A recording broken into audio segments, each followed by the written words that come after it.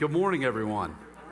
It's good to be together this morning, and I am very excited to be with you in what will be our last Sunday in this building.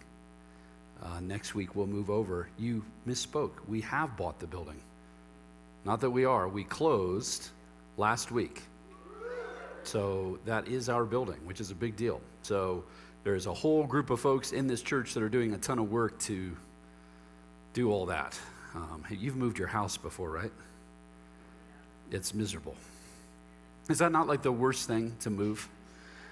You learn, so are you available to help us move this building then? Because this is a lot. There's a lot of stuff to move. There's all kinds of little things to do to kind of set it up. So it's a big deal. It's a lot of work, and so there's a whole crew of folks that are helping do that. So if you still would like to help, you can put that in your Connect card. You know your real friends when you move. Do you not? That's when you know. You're like, oh, these are my real friends. I have a really, really close friend that I've known through college. We were roommates in college. And he said to me, Jay, your friends help you move. Your real friends will help you move a body. And then very awkwardly, he stared at me and said, I'm a real friend. So anyway, let's take a step back. Friends help you move. So it just if you want to be helpful, there's a lot of things to do, but it's a big deal, and it's a big moment in the life of our church. Just curious, because we've been through a lot of different moves in the life of our church. How many of you, if you just put your hand up, you're going to keep it up. How many of you was the first building you went to in the life of our church a building called the Yukon Building, which is right over here off Yukon? Put your hand up and hold it up. Yeah, that's you guys. Okay, keep it up. Keep it up. How many of you was the first building you went to? Keep it up. In the middle school. You're out of middle school is now what it is. K through 8. How many of you is that? Yeah, some of you. Okay, you're like, I don't know. You're like, yeah, it's too long ago. Okay, the middle school. How many of you was at this building? Some of you like. If you don't have your hand up now, you're not listening, is all that means. You're like, no, the next building will be my first building. No, it is this building. Okay. So what's interesting is to notice how much things change. How over time, different kinds of people are in different kinds of moments, even in the life of a church. Different kinds of generational moments and shifts, but it is true that buildings do matter. I mean, places matter. I mean, some of you right now in this room, what I love about having been in a room for a while is many of you in this room, if you've been here a while, you have assigned seats, right? Like you're always right here. The two of you are always right here. You're there. Ever since you've been here, you're always there. You guys are always right here. I know where you're going to be. Greg and Linda, you were out of place. You're supposed to be 3 rows back. So I don't. Did they take your place? Is that what happened? It was you guys. That's what did it. Okay. So you've been inconvenienced for this day because I can see it's the Lees. The Lees are sitting in the wrong place. Sorry, Greg and Linda. Isn't that weird how we are creatures of habit? Places matter. Like you may or may not know this, but your memory is strangely affixed to places. Like your memory works to think spatially. I'll geek out just for a moment. I don't know if anybody's ever looked at the World Memory Championships. Everybody seen this? This is a real thing, where there are people out there that can memorize like 6 to 10 decks of card in order, like each card in order, looking at it one time. There are people who can look at a number that's like, a few hundred digits and do every single digit in order. Did you know that? It's amazing, isn't it? And some of you right now are like, I know 2 phone numbers. And I'm not even sure I always know those. And some of that's because we don't really understand how memory works. I became sort of obsessed with this, and I decided I wanted to be able to memorize 52 cards in a row. I wanted to figure out if I could do that because I don't have a very good memory. I've never had a very good memory. And it turns out I taught myself I can do it. I have to look like 3 times. And I'm going to tell you a little trick right now on how you do this. You memorize things in places. People who study memory call them memory castles. You imagine like your home, like if you want to memorize all the presidents in order, you imagine the president sitting in your house in a certain order. And then you can remember them because your mind naturally moves, your memory moves towards places. Also, your memory moves towards novelty. So something that's strange in a place, you remember. This is why traumatic events can be so gripping. Something horrible happens in a place. And so all of a sudden, that place now bears a certain feeling or an emotion for you. Sometimes these things can connect to what we smell. Have you ever smelled something and you just remember someone?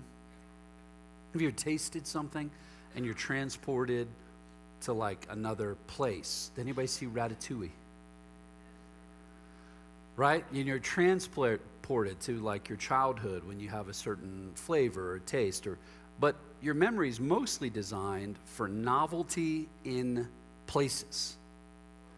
This is why if you memorize a deck of cards, what you do is you memorize each card as a person doing a strange thing. And then you place them in your home in order. So Tony Soprano is eating a bowl of pasta, and he turns and kicks Gandhi. Anyway, Tony Soprano's the king of clubs. But anyway, all that's to say, you memorize these things in order, and your mind actually does this fairly naturally. If we have more time, I would do an experiment with you. If you're really bored and you want to do this with me someday, I can do it with you. I bet I can get you to memorize 15 to 20 things in order almost instantly by telling you a story that's novel in a place. And so it's almost as though our minds have been wired to experience things in context, in places. Even savants who are geniuses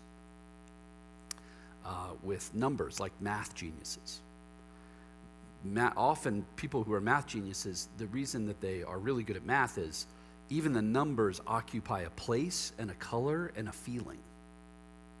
I know that sounds crazy, but something about their mind bends in such a way that even numbers are in places and have colors and have feelings, and sometimes even scents and tastes, such that those numbers get put together and they form other places, colors, and tastes. Am I tripping you out yet? And it seems as though this is sort of hardwired into how our minds work. This is why you can become nostalgia. You have memories flood into you if you go to a childhood home, like somewhere you grew up. Like you can just stand in the room, you can be in the front yard, and it all comes back to you. You go back to the school you grew up in. Has anybody ever done this? I mean, you walk in, and it's like all of these things start to happen to you. Like you can remember that one girl or that one game or that time that you were bullied over there in that corner or you bullied whatever. You know, like it all like comes back to you, and the more intense it is, the more you remember it. It's as though we've been hardwired to be located in places. And it turns out our faith matches this. The faith that we have in Jesus it has to be in places. This sets us apart from maybe even philosophical constructs or understandings of maybe even like Eastern philosophy, which is, Eastern philosophy, if I can just meditate on a mountain, any mountain, and if I just meditate enough, I might tune into the energy of wherever and suddenly get in touch with reality in a certain kind of way. Consciousness sort of flows in and out and blah, blah, blah. Well, that's not the faith that we have. The faith that we have is a God who made the world and did things in places with people in particular ways such that we have now joined that story that happens in places. God met people in places. Jesus is from Nazareth. Like, our faith is rooted. And I would like you to consider that our faith continues to be rooted. Like, God's intention is to redeem humans in places. In the New Testament, entire cities are cursed. Entire cities are blessed by the behavior of people. God will look at cities and say, you know what, I'm going to figure out how to save this city if just 2 people would follow me. In this whole city.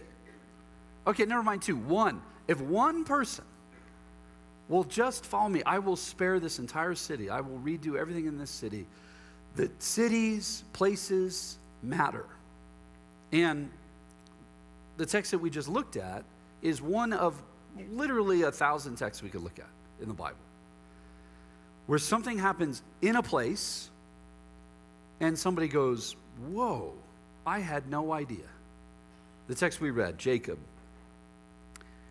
he's running for his life. You remember our Genesis series. He's running for his life. And he's in the middle of nowhere. And actually, most commentators would argue that he is at the base of a mountain. That'll be interesting in a moment. And as he's at the base of a mountain, he goes to sleep, and he lays on a rock and has this vision where he sees into the heavens. And he realizes that the heavenly world is near this world. And this moment is so powerful to him that he says, oh my goodness, God is in this place, and I did not know it. And as we talked about a moment ago, because of this encounter, he renames it, this place, Bethel, which means this is a house of God, instead of Luz, which no one likes apparently. And he does this because he wants all generations forever to remember this. This is a moment where I met with God. By the way, the fact that this is Bethel and, this little place keeps showing up through the story of the Bible. If you have studied the scriptures extensively, you know this place shows up over and over again. This sort of random place that's named now is essential to how God is going to work in the world. All throughout the Bible, people do this. They have encounters with God in places, and they build altars, or they pile rocks together, or they name it a thing. It's not always positive, by the way. Sometimes it's negative.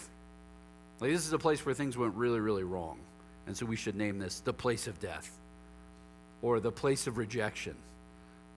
Imagine growing up there. Oh, I'm from the place of death, actually. That's kind of a bummer. But it's known for something really negative. And like I said before, Jesus says entire places can be cursed, not just blessed. Our faith is wired into places. Places matter. All throughout church history, people will even talk about, it's really mostly pronounced in sort of Irish and Celtic faith. They talk about what they would call a thin place. Places where it seems as though the veil between this world and the next is thinner. And there's long-standing Christian traditions where people have prayed in a place long enough that people feel like, something has shifted even in this place, that it's changed, it's been altered, where people can come nearer to God in this place because the saints for thousands of years have prayed and given their lives to God intentionally in this place. Places matter all through the Bible.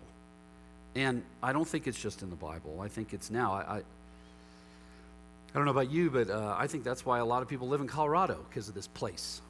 I'm from Ohio. You move apparently to watch good football. If you really, really like rain, it's perfect. Very gray, but it's very green. But that's why, a lot of people, I always say, I'm from Columbus, I always say, Ohio's a good place to be from. There's a lot of Ohioans here because why? Because it's a particular kind of place. And what marks this place? Sunshine. That's what marks this place. You know what else marks this place? Mountains. And mountains also have a peculiar place in the story of the Bible. Mountains are places that people meet with God all throughout the scriptures. This place that we talked about where Jacob meets turns out to be a mountain. Moses meets with God where? It's not a trick, a mountain. Some are like, I don't know, where? A mountain. A mountain meets on a mountain. Mount Sinai, right? That's Mount. The ark comes to rest where? That's right, a mountain, Mount Ararat. Jesus does a ton of ministry and has a few very key moments. Different commentators would argue which kinds of moments, but many would argue that even the Mount of Olives is where he ascends. So the Mount of Olives, which, by the way, if you've never been to the Holy Land, been to Jerusalem, it is a trippy experience when you're standing in some of these places. Now, it might not be the exact place, but somewhere near, and it occurs to you, wait a minute, this happened here. I mean, I don't know exactly where on the Mount of Olives, but I've stood on the Mount of Olives. You don't know exactly where in the Sea of Galilee, but I've been to the Sea of Galilee. You don't know exactly where at the temple, but they've excavated the temple steps. So you're standing in a place where somewhere near here, Jesus walked by. That is trippy. That we don't have some kind of faith that's far away, but we have a faith that's near. That's not just true in the Bible, that's true now. There are places where people have had encounters with the living God that shape them, change them forever. And don't just change them, but change the places, change the history of those cities and those states and those nations. How many people, maybe, for example, in this room, how many of you, was this room where you were baptized? How many of you were baptized in this room? A few people? Yeah? Okay, great. See, these are people who are baptized in this room. How many people in this room did you receive some kind of a healing, like God touched your body in a physical way, transformed you? Isn't that crazy to think? Okay, in this room, this is just a normal room. Or in this room, you heard a word from God. You had an experience of living God where you heard God's voice, maybe through someone else, maybe through, how many of you, was that true? In this room, like a whole bunch of people. That doesn't just affect you, but it affects a place. It affects a group of people. And it's also true that there's hard things that happen in rooms. Things that are difficult, things that are challenging. I mean, we've hosted funerals in this room where people cry and are sad. I've had, at least for me, these halls are full of all kinds of memories of having a lot of really hard meetings with people. Meetings where people are processing a divorce or have a kid who's dying, or sad things, hard things that are still very meaningful and very pregnant with God's presence and his purposes. But places matter. And you and I have been a part of something here, and a lot of those have been mountaintop experiences, much like you see in the Bible. Mountaintop experiences where we experience God. But here's what's weird about mountaintop experiences. You don't get to live on the mountain. You have to go and do other kinds of things, right? So you have to go and you can't just live on the mountain, though people have tried. Some of you right now, like, I'm trying now. I'm going to live in Winter Park, or wherever, right? Like, I don't mean literally. I mean like spiritually. Like at the Transfiguration, another mountaintop experience. Peter has this great moment where he shouts out, "What if we just stayed here forever?" Sees Jesus transfigured, and he goes, "What if we just stayed here forever?" And Jesus is like, "No, dummy, we got to do stuff." So it isn't just mountaintop, but mountaintops are important. It's important, and for those of you that have been in this building, what I would want you to pray about, even as we leave today, is What has God done in this place? How am I different? How I've been shaped? Where were there moments that I knew that God loved me, that I knew that God was real? But it's also important sometimes to leave some things behind. Like, okay, this is a marking moment where everything changes for me. And I'm going to leave some of that there. It's time for me to grow up and actually be a part of this church. There's a lot of you that have attended this church, but you've not been a part of this church. You've been a part of a crowd, but you get to be a part of a family. And even as we make a move like this, transitions afford opportunities for people to opt in, to celebrate, and also to opt out and change.